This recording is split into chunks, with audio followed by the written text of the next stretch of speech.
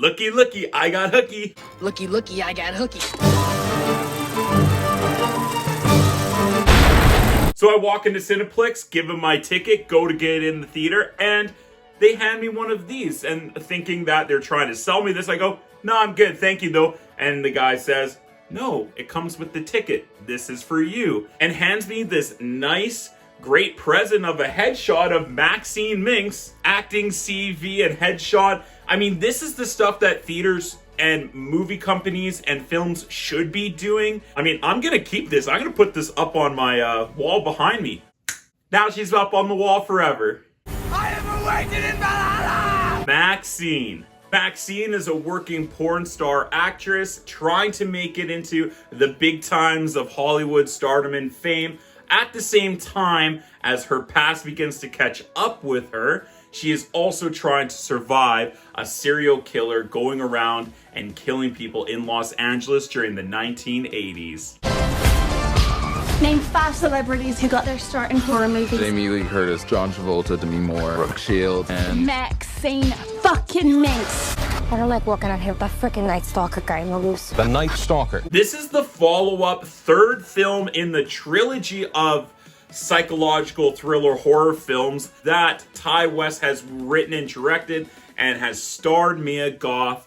And this is sort of the culmination of the last 5 years of horror films that Ty West and his production company have put together. The X trilogy, which is what I would call this sort of franchise. Horror films around filmmaking and fame and our obsession with fame and trying to be a star. And all those things kind of culminate in this movie of Maxine. And it is definitely the biggest commentary that Ty West has about Hollywood and corruption and power and artists and horror films and all this commentary and just the things that actors and directors have to go up against in order to get a movie made, while at the same time Ty West has created a really fun, scary, entertaining, thrilling B horror movie with an A movie idea. And they even say that line in this movie, and it is definitely Ty West commenting on,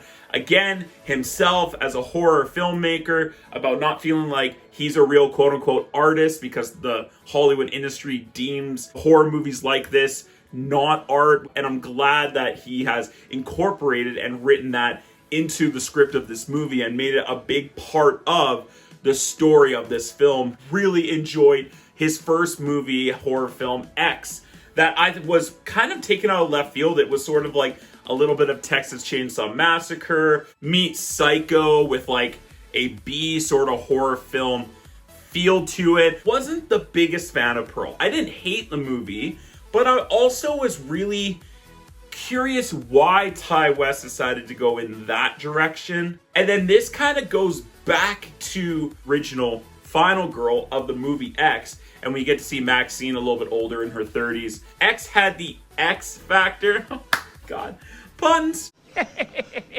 I think Maxine is more up there with X than it is down there with Pearl. I thought Ty West did a phenomenal job writing, directing, producing, editing.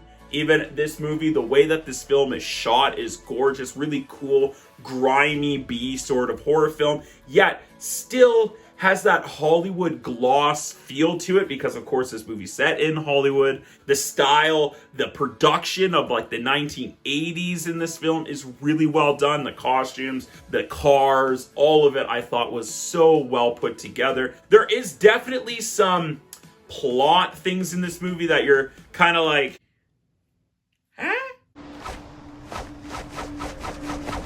I think they could have done a once-over sort of rewrite with this, but overall, I thought Ty West did a really great job of penning this script. The dialogue is fun. It feels very campy and poppy, yet at the same time has a lot to say and is making a strong statement about this movie-making industry. It's over the top. It's ridiculous at parts, but I love that, and that seems to be sort of Ty West's sandbox that he really likes to play in. It definitely had the biggest production value out of all three films. It had almost the best momentum out of all three movies. Like, I was never bored in this film, where I felt parts of X and parts of Pearl, I was kind of like, man, where are we going with this? Like, I'm not sure what's happening here. Where are we? But this movie, I never felt that at all in the theater. I was engaged the entire time. That also is because of the performances. The cast in this movie is absolutely stacked, starting with Mia Goth. I mean, she has done all three of Ty West's movies now and is Ty West's partner. And you can tell that they have a rapport, because every time she gets on screen and does almost anything, she is so captivating. I love Mia Goth's performance in X as Pearl, and even though Maxine is the character from the first film, it's a different character almost altogether. She is definitely growing up, she is traumatized, she has a past, but she's also very strong and a little warped and has some evil in her, but the way she goes about it, showing that throughout the film, is so cool and fun and entertaining. And the way that she does her audition right straight to the camera, straight down the barrel of the lens, has this emotional monologue and scary monologue, and then she just kind of comes out of it as the actress of Maxine, and you could really see that she does have that X factor. She does have it. What is it? It's just what they bring, okay? But it really just showcases how great Mia Goth is as an actor. I loved her performance. Giancarlo Esposito from Breaking Bad is hilarious and awesome as her lawyer slash entertainment agent. Bobby Cannavale and Michelle Monaghan as the two detectives in this film. Kevin Bacon as the private eye, the private dick in this film. Lily Collins, Elizabeth Debicki. There's just a really cool cast that does an awesome job populating this film. Now, the story might be a little bit predictable at times. Like, the movie doesn't really try and hide the fact of who the killer is in this film. Like, she's trying to figure it out throughout the film. Based on the beginning of the movie and a quick flashback that Maxine has, something is revealed, and I kind of said it out loud in the theater, like, who it's gonna be. Oops! I wasn't surprised, and I was a bit let down with that. I was a little disappointed that that wasn't really revealed in a more interesting and thought out way, where maybe the reasons why that killer was doing these things is more interesting than who is the killer. Killer! Killer! You're the killer!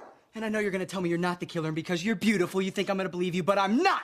So there were some really great twists and turns throughout this film, but who the killer is was not really one of them. And so it pulled me out of the climax of the film, a little bit of a tripping over the finish line in the last like 10 minutes of this film. And I'm not going to spoil anything, but there's a moment where Maxine has this sort of like realization, and I felt like it should have ended right then and there. Like, the movie built up to that moment, and then there's sort of this like 6-7 minute epilogue wrap up of the film afterwards. Really? Oh man, there was a clear cut end to this film that happened, a few minutes ago. I don't know why they didn't stop the movie there. The other thing you have to consider about this film is that it's a B horror film. And if you're not into that, you're not gonna like this movie. And this may not be like the best movie of the year, but I think it's probably one of the best horror films of the year. I mean, I could go back and rewatch this movie today. And I'm not even like the biggest horror fanatic ever. I like horror movies, but I don't love them. And I might have loved this movie, to be honest. Wild!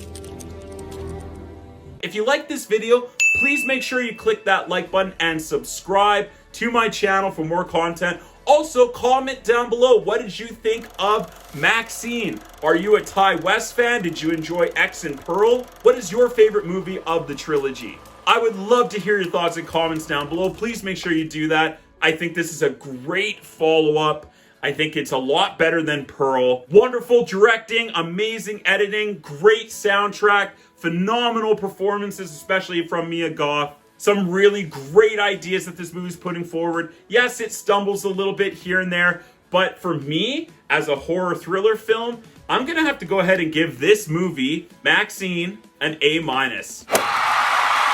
If you like this video, come back and check out some other reviews, such as Furiosa, a Mad Max saga, and Hitman. Thanks for stopping by, and we'll see you on the next film. Stay focused, stay awesome, and as always, let's get taught.